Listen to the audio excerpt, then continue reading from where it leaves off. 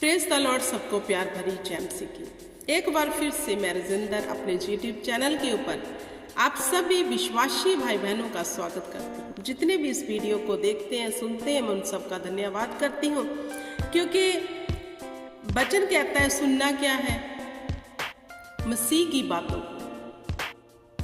Hallelujah. सुनने से क्या आता है? विश्वास, और विश्वास पे ही हम कायम हैं। हमारी जितनी भी ज़रूरतें हैं फेथ के ऊपर डिपेंड है। जैसा फेथ हम परमेश्वर को दिखाते हैं वैसा हमारे साथ हो जाता है।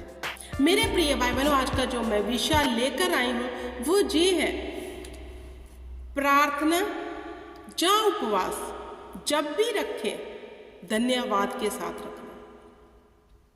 मैं आपको एक बात बताती हूँ, आपने उपवास भी रखा होगा, प्रार्थनाएं भी की होगी, लेकिन उसका उत्तर नहीं आया।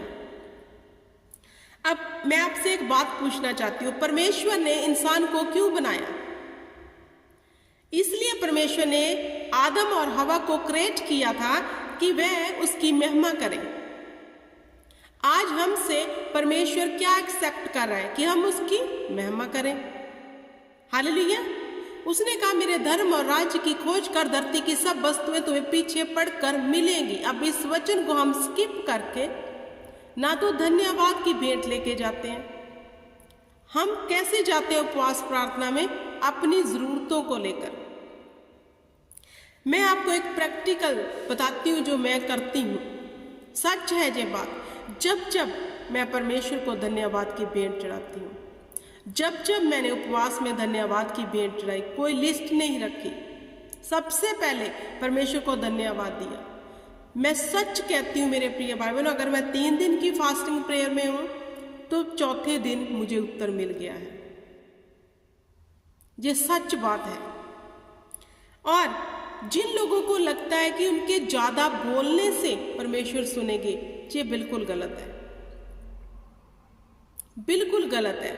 परमेश्वर का आत्मा हमारे भीतर रहता है और वह शांति का आत्मा है। हालेलुया। तो परमेश्वर का वचन कहता है मैं तेरे मांगने से पहले जानता हूं तुम्हें क्या चाहिए।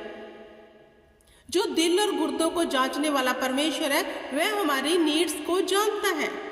जैसे प्रभु यीशु मसीहा जब कोई बात करते थे तो सदूकी फरीसी जब प्रभु यीशु के विषय में कोई बात करने लगते थे तो परमेश्वर उनकी मन की बात पढ़ लेते थे कि इनके अंदर क्या चल रहा है। ऐसे वो हमें जानते हैं हमारे अंदर क्या चल रहा है, कौन सी हमें नीड है, क्या हम चाहते हैं, क्या चाहते हैं कि परमेश्वर हमारे लिए करे, वो सब जानता है।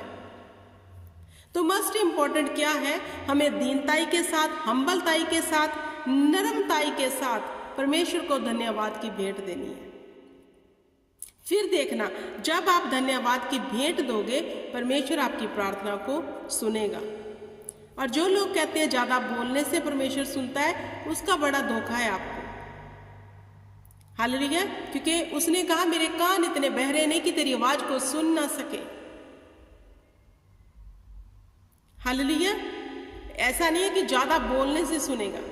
मैंने जब जब अपने मन में खुदा को याद किया और प्रार्थना की, जो मैंने अपने मन में की कि परमेश्वर हम इंसान क्या कर सकते हैं, कुछ भी नहीं, लेकिन अगर तू चाहे तो सब कुछ हो सकता है। और मैं चाहती हूँ परमेश्वर ये हो जाए, ये हो जाए खुदा। मुझे उसी वक्त उसका उत्तर मिल जाता है, क्योंकि वो तो हमारे भीतर रहता है मेरे प्रिय भाई बहनों। इसलिए परमेश्वर ने कहा एकांत में जा, अपने रूम का दरवाजा बंद कर और मेरे आगे विनती कर, प्रार्थना कर। क्या प्रभु ने कहा चौकों और चौराहों में जाकर ऊंचे स्वर में मुझे पुकार तो सुनूंगा? नो। जब भी आप उपवास रखो धन्यवाद के साथ रखो कि खुदा तेरा धन्यवाद, इसे योग्य समझा कि हम तेरे सामने विनती कर सकते हैं, प्रार्थना कर सकते हैं, फास्टिंग में आ सकते हैं। ये रहस्य की बात है, भेद की बात है। जब जब आप परमेश्वर के आगे दीनताई के साथ, हम्बलताई के साथ जाओगे, आपको क्विकली उत्तर मिलेगा। आप शोर में जाकर देख लो, कुछ हासिल होने वाला नहीं, इवन कि सिर दर्द हो जाएगा और कुछ नहीं मिलेगा, हेडेक मिलेगी, क्योंकि वचन में तो ऐसा कुछ भी लिखा नहीं है। और जो लोग कहते हैं कि हम बहुत उपवास और प्रार्थना करते हैं, ये भी गलत है। क्योंकि हमें घमंड नहीं करना। ये तो उसकी बड़ी दया है कि हम उसके सन्मुख उपवास और प्रार्थना में बैठ पा रहे हैं। ये हमारी कोई खूबी, कोई लियाकत नहीं है। ये तो वो ऊपर से फजल करता है कि हम प्रार्थना भी नहीं कर सकते अगर उसका फजल ना हो तो, अगर परमेश्वर की आत्मा की मनसा ना हो तो। बहुत लोग हैं जो कहते हैं हमें प्रार्थना करनी नहीं आती, वो प्रार्थना में कभी बैठते भी नहीं है, सिर्फ जितना वचन सुन के आते हैं चर्च में वो ही है। तो ये खुदा का फजल है कि हम प्रार्थना कर सकते हैं, उसकी आत्मा की हम पर दया है कि हम प्रार्थना कर सकते हैं। तो कभी भी घमंड नहीं करना इस बात का कि हम बहुत उपवास और प्रार्थना करते हैं, कभी मत करना। अगर खुदा ही ना चाहे तो कैसे कर सकते हैं? ये तो परमेश्वर का फजल है। वो चाहता है कि मेरी बेटी, मेरे बेटे, अब तू उपवास और प्रार्थना में मेरे समीप आ जा, क्योंकि जो घटना तुम पर घटने वाली है वो कभी ना घटेगी। या फिर जो तू लेना चाहता है, मैं तुमको उपवास और प्रार्थना में दीनताई के साथ जब तू मेरे सामने आएगा तो मैं तुम्हारे जीवन में वो कर दूंगा।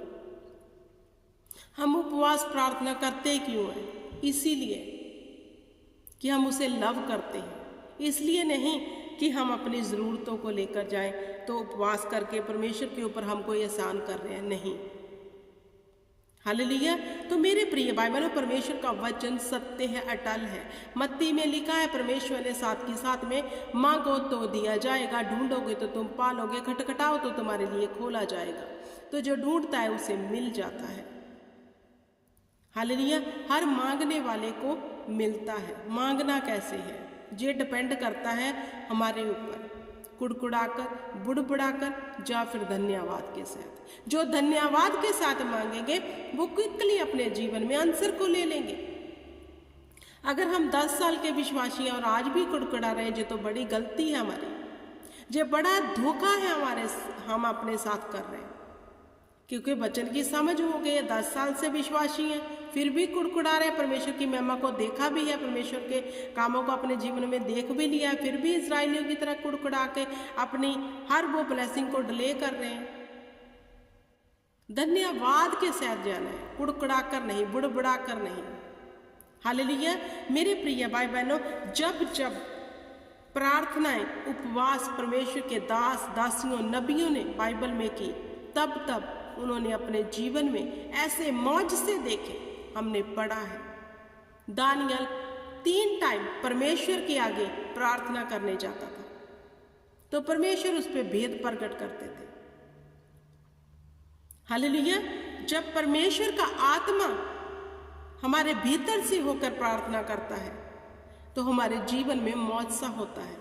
अब परमेश्वर का आत्मा तभी हमारे जीवन में होकर प्रार्थना करेगा जब हम उसको मौका देंगे, क्योंकि हमारे हेडेक में तो इतनी उलझन है, इतनी समस्याएं हैं, हम उससे बाहर ही नहीं निकलना चाहते, बोझ से दबे हैं, परमेश्वर को अपना बोझ भी नहीं दे रहे और प्रार्थना में ऊंचे ऊंचे बोले जा रहे हैं। और पवित्र आत्मा कैसे फिर आपके अंदर से प्रार्थना करेगा? नहीं कर पाता वो। फिर आप फ्री माइंड होकर, अपने आप को फ्री करके, ये सोचते हुए जो सत्य बात है कि वो परमेश्वर है जो जमीन और आसमान का मालिक है, हम उसके सन्मुख जा रहे हैं। अब हम उसके सन्मुख जब जाएंगे वह हमें शांति से भर देगा, वह हमारे जीवन में एक बड़े मौजे को करेगा, वह हमारी प्रार्थना को सुनेगा।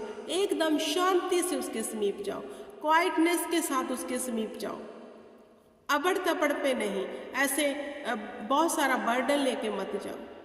हालेलुया। क्योंकि मेरे प्रिय भाई बहनों, परमेश्वर सुनता है, नो डाउट है। आप ऐसा कर कर देखो, आप अपने जीवन में एक बड़े रिजल्ट को देखोगे। हालेलुया। आई होप कि आपको समझ आ गया होगा। खुदावंद आपको बड़ी बरकत दे। जय मसीह की। God bless you.